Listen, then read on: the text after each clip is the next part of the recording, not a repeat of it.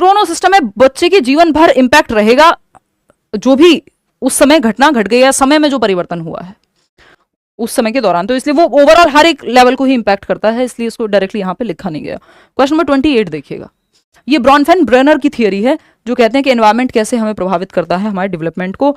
आगे बढ़ते हैं question number 28, which of the following social criterion of a family influences the child's interaction with society. परिवार का निम्नलिखित में से कौन सा सामाजिक मानदंड बच्चे की समाज के साथ अंतःक्रिया को प्रभावित करता है। Criterion of a family influences यानी एक परिवार से रिलेटेड बातें हैं और उसका बच्चे के विकास पे क्या प्रभाव पड़ेगा या इंटरेक्शन पे क्या प्रभाव पड़ेगा सोसाइटी के साथ। परिवार के किसी एक फैक्टर का सोसाइटी के साथ इंटरेक्ट करने में, बाहर के लोगों के साथ, नेबर्स हों, जो भी आसपास की सोसाइटी है, क्या प्रभाव पड़ेगा, ये पूछा है। रिलीजन, किस रिलीजन से आता है, तो यस कुछ सोसाइटीज हैं जो रिलीजन को कंसिडर कर रही हैं और उस तरह से फिर इंटरेक्शन हो रहा है, लेकिन होना नहीं चाहिए बट है। कास्ट, इसका भी प्रभाव पड़ेगा क्योंकि सोसाइटी में अगेन किस तरह की सोसाइटी है उससे निर्धारित होगा कि प्रभाव कितना पड़ेगा, कैसा पड़ेगा, पॉजिटिव भी पड़ सकता है, नेगेटिव भी। किस आर्थिक स्थिति से आप आ रहे हैं, अगर फाइनेंसेस आपके, मान लीजिए पेरेंट्स, एक बच्चा है जिसको दिक्कत होती है, 4 ट्यूशन लग जाते हैं साथ में, दूसरा बच्चा है जिसको ट्यूशन छोड़ो स्कूल की फीस भरना मुश्किल है, तो फाइनेंसेस का भी प्रभाव पड़ेगा कि आप इंटरेक्ट कैसे कर रहे हैं सोसाइटी से, बाकी बच्चे आपको मजाक उड़ा रहे हैं नहीं उड़ा रहे हैं, ये सब चीजें हो सकती है नेगेटिवली भी। तो all 1, 2 and 3, 4th option is the right answer over here. आगे बढ़ेंगे क्वेश्चन नंबर 29 पे, देखते हैं 29वां सवाल जो है वो क्या कहना चाहता है, फटाफट से देखेंगे। ये कह रहा है फॉलोइंग पैवलोव्स लीड। पैवलोव की थियरी याद है आपको, क्लासिकल कंडीशनिंग, शास्त्रीय अनुबंधन, पैवलोव का डॉग जिसमें वो आदत डलवा रहे हैं। 291 नंबर क्वेश्चन दे दिया राहुल है देखिए, पैवलोव के प्रयोग को ध्यान में रखकर निम्नलिखित में से किसने लिटिल एल्बर्ट का प्रसिद्ध प्रयोग किया, यानी following Pavlov's lead, who among the following conducted the famous experiment in the case of little Albert. एक बच्चा था लिटिल एल्बर्ट 11 महीने का, जिसपे प्रयोग किया गया कंडीशनिंग का, और पैवलोव की थियरी को एक कहीं ना कहीं ध्यान में रख करके किया गया, उसको लीड वहां से मिली। किस व्यक्ति ने लिटिल एल्बर्ट का जो है एक्सपेरिमेंट किया, इसको फर वाली चीजों से या सॉफ्ट टॉयज से डर लगने लग गया था लिटिल एल्बर्ट को, क्योंकि जैसे इसके पास कोई सॉफ्ट चीज आती पीछे से एक भयानक आवाज आती और ये बार बार हुआ तो डर बैठ गया बच्चे के अंदर, कंडीशनिंग हो गई कि वो सारी सॉफ्ट चीजों से डरने लगा। बाद में इस डर को निकाला गया बहुत सालों बाद, और ये एग्जाम्पल, ये जो एक्सपेरिमेंट है, ये फादर ऑफ ये सारी घटनाएं बिहेवियरिज्म में है कि रिवॉर्ड, पनिशमेंट, आदत डलवा दो, कंडीशनिंग की जो पूरी कहानी है, एक स्कूल ऑफ थॉट है, स्कूल ऑफ साइकोलॉजी है जिसको व्यवहारवाद कहते हैं, जिसमें आपका पनिशमेंट, रिवॉर्ड, ये सारी चीजें आती हैं, है ना। आज के समय में हम इनको बहुत ज्यादा रेलेवेंट नहीं मानते बट हाँ चलती तो है ही, ठीक। तो फादर ऑफ बिहेवियरिज्म कहे जाते हैं जॉन ब्रॉडस वॉटसन, JB वॉटसन, उन्होंने ये लिटिल एल्बर्ट का जो है एक्सपेरिमेंट किया था। सिंपल सरल बात। आगे बढ़ेंगे क्वेश्चन नंबर, जीन पियाजे और वाइगोस्की का तो इन बातों से दूर दूर तक लेना नहीं है, वो कभी भी रिवॉर्ड पनिशमेंट के अराउंड आपको मिलेंगे ही नहीं कहते हुए, वो कहेंगे बच्चे को एक्टिव रख करके नॉलेज को कंस्ट्रक्ट कराओ। क्वेश्चन नंबर 30 है, 30th कहता है विच of the following is not the correct objective of pre school. Pre school समझते हैं आप 3 से 6 वर्ष की उम्र, प्ले वे में जा रहे हैं जब बच्चे, कौन सा उद्देश्य नहीं है उस समय में। पहला है to prepare children for primary school in a conducive environment, यानी प्राथमिक स्तर, यानी प्ले वे में जा रहा है बच्चा तो एक दिन प्राइमरी में भी जाएगा, पहली कक्षा में भी जाएगा प्ले वे से, तो उसके लिए तैयार करना, हाँ ये तो है लक्ष्य, इसलिए तो जा रहा है वो आंगनवाड़ी में या प्ले वे में। To enable children to develop motor skills by practising different kinds of activities for fine motor and gross motor skills. बच्चे वहां पे कोई क्ले मिट्टी से कुछ बना के देख रहा है, कोई और एक्टिविटी कर रहा है ना, इस सब से क्या होगा, ग्रॉस और फाइन मोटर स्किल्स डेवलप होंगी बच्चे की, ये बात भी सही है। To help children develop social and emotional, कल को पेन पकड़ने में फिर आसानी होगी। To help children develop social and emotional skills for healthy living, यानी सामाजिक और संवेगात्मक, 4 बच्चों के साथ रहना सीखेगा, अपना टिफिन टाइम पे खाना सीखेगा, टाइम पे स्कूल जाना सीखेगा, प्ले वे में 2-4 घंटे के लिए जा रहा है बट एक बेसिक रूटीन उसको समझ आएगा, तो एक नींव रख जाएगी आगे पढ़ने जाने के लिए, बात सही है। फिर आता है question number 4, to encourage children to concentrate on text books and learn the full syllabus, यानी किताबों पे ध्यान दे और सिलेबस का रट्टा लगा दे। तो यहाँ पे तो ये प्ले स्टेज है, एक तरह से खेलने कूदने की उम्र है, जहाँ खेल खेल में हम सिखा रहे हैं प्ले वे मेथड का इस्तेमाल करके, जो किंडरगार्टन मेथड या प्ले वे मेथड की बात किसने की थी, फ्रेडरिक फ्रॉबेल ने, जर्मनी में स्कूल खोले थे। तो अगर हम देखें यहाँ पे, तो children to concentrate on text books and learning the full syllabus, text book पे ज्यादा फोकस रहना एकदम खराब बात है ना, तो ये रट्टाफिकेशन हो जाएगा जो आपको इतने छोटे बच्चे को नहीं कराना। क्वेश्चन नंबर 31, तो वही गलत है, जो गलत है वही सही है क्योंकि पूछा ही गलत था, नॉट लिखा हुआ था, सिंपल बात। आगे बढ़ते हैं क्वेश्चन नंबर 31 में, which of the following involvement is required by the teacher to help learners in emotional development, संवेगात्मक विकास में शिक्षार्थियों की मदद करने के लिए शिक्षक को निम्नलिखित में से किस भागीदारी की आवश्यकता होती है। यानी आपको बच्चे को इमोशनली सपोर्ट करना है, इमोशनल डेवलपमेंट, उसका इमोशंस को लेकर के अपनी जो समझ है, अवेयरनेस है, या वो कैसे रेगुलेट करेगा इमोशंस को, ये सब चीजें बेहतर हो जाएं उसकी, उसके लिए आप कैसे हेल्प कर सकते हैं बच्चे को ऑब्जेक्टिवली, बताइएगा। Objective involvement, subjective involvement, both objective and subjective, neither objective nor subjective. यानी बच्चे को भी ध्यान में रख रहे हैं और कुछ चीजें ऑब्जेक्टिवली आप बच्चे को सिखा रहे हैं, जैसे डिसिप्लिन है, स्कूल का टाइम टेबल है, बच्चे की क्या नीड है उसको भी समझ रहे हैं।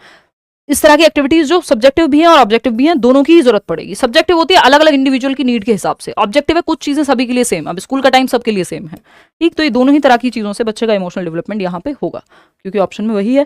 क्वेश्चन नंबर 32 देखिएगा, क्या कहना चाहता है कवि, फटाफट से बताइएगा।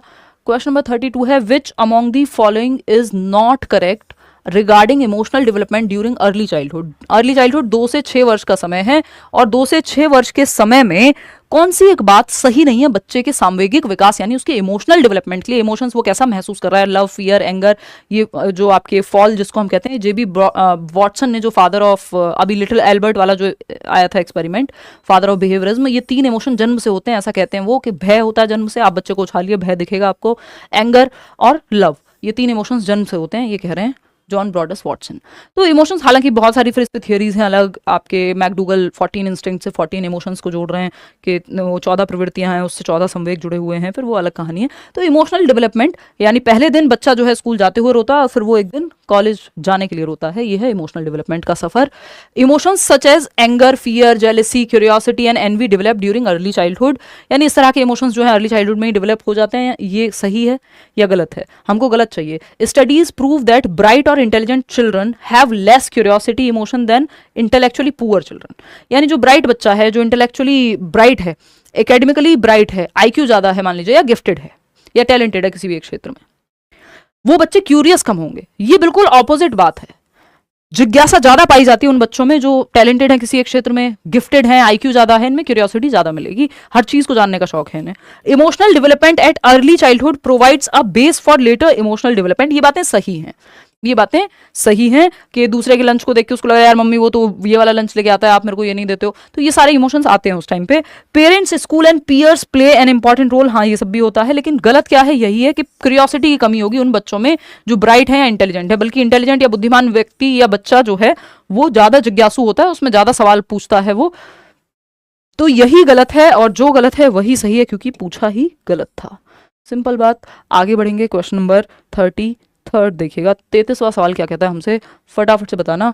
ये कहता है according to Gane's differentiated model of giftedness and talent, giftedness is the possession and use of untrained and spontaneously expressed natural abilities in at least one ability domain to a degree that places an individual at least among the top 1% of the age group of peers.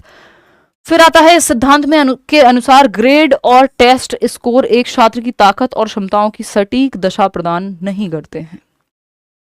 यानी एक test जो है वो सही क्षमता का जो है आकलन नहीं कर पाएगा, और एक टेस्ट स्कोर से आप नहीं बता पाएंगे कि बच्चा सही है या गलत है। और ये कह रहे हैं कि जो आपके गैने हैं उन्होंने कहा है कि एक पर्टिकुलर फील्ड में बच्चा जो है अगर टैलेंटेड है तो 10% में आ जाएगा, टॉप 10% में, ठीक। तो ये दोनों ही बातें अपनी अपनी जगह पे सही हैं। सी के साथ चले जाएंगे यहाँ पे। अब ये फैक्चुअल क्वेश्चन हो गया कि आप ज्ञानी का पूरा इंटेलिजेंस की कहानी पढ़ेंगे और फिर कहेंगे इसको कि ऐसा कहा है उन्होंने। क्वेश्चन नंबर 34 देखिएगा, बहुत कम चांसेस है इस तरह के क्वेश्चन के आने के। क्वेश्चन नंबर 34 देखेंगे फटाफट से। The literal meaning of psychology, यानी साइकोलॉजी यानी मनोविज्ञान का लिटरल मीनिंग, मनोविज्ञान का शाब्दिक अर्थ, फटाफट से बताओ लिटरल मीनिंग क्या होगा। ये साइकी प्लस लोगोस से बना है, इतना तो हमको पता ही है, साइकी प्लस लोगोस। मनोविज्ञान को अगर हम इटिमोलॉजिकली शाब्दिक अर्थ देखें इसका, साइकी का मतलब शुरुआत में सोल हुआ करता था, आज के समय में व्यवहार है ना। लोगोस है स्टडी या साइंस ऑफ समथिंग, तो आज के समय में हम साइंस ऑफ बिहेवियर कहते हैं इसको, या study of behaviour psychology modern day में, ग्रीक वर्ड है, यस। तो अगर हम देखें यहाँ पे तो जो सही जवाब होगा लिटरल मीनिंग यहाँ पे, अब देखो सारे सही हैं। एक टाइम पे कॉन्शियसनेस भी था, टेम्परामेंट तो खैर नहीं था, सोल तो शुरुआत में था ही, लेकिन अगर हम देखें मॉडर्न डे में तो लिटरल मीनिंग है science of behaviour and mind. 4 options में से यही हमारे पास बेस्ट बचता है। अदरवाइज तो अगर ऑप्शन ये नहीं होता हम सोल के साथ जा सकते थे, क्योंकि सबसे पहला मीनिंग सोल ही था, लेकिन मॉडर्न डे में व्यवहार का अध्ययन है मनोविज्ञान। क्वेश्चन नंबर 35 देखिएगा और जवाब दीजिएगा क्या कहना चाहता है। क्वेश्चन नंबर 35 ये कह रहा है विच of the following may occur in expressive language disorder, यानी अभिव्यक्तात्मक भाषा विकार में कौन सा एक डिसऑर्डर हो सकता है, या अभिव्यक्तात्मक भाषा विकार के अंदर क्या होगा, क्या विशेषता या क्या दिक्कत आएगी। अभिव्यक्त करने में भाषा को दिक्कत आएगी, बच्चा अपनी भाषा को अभिव्यक्त नहीं कर पाएगा। रविंद्र चौधरी धन्यवाद। एम्पल अमाउंट ऑफ स्पीच, यानी भरपूर भाषण का मौका नहीं कर पाएगा ना, अभिव्यक्ति में तो दिक्कत है उसको, तो इसमें आएगी दिक्कत। Searching for new words and learning them, हाँ इसमें भी दिक्कत आएगी।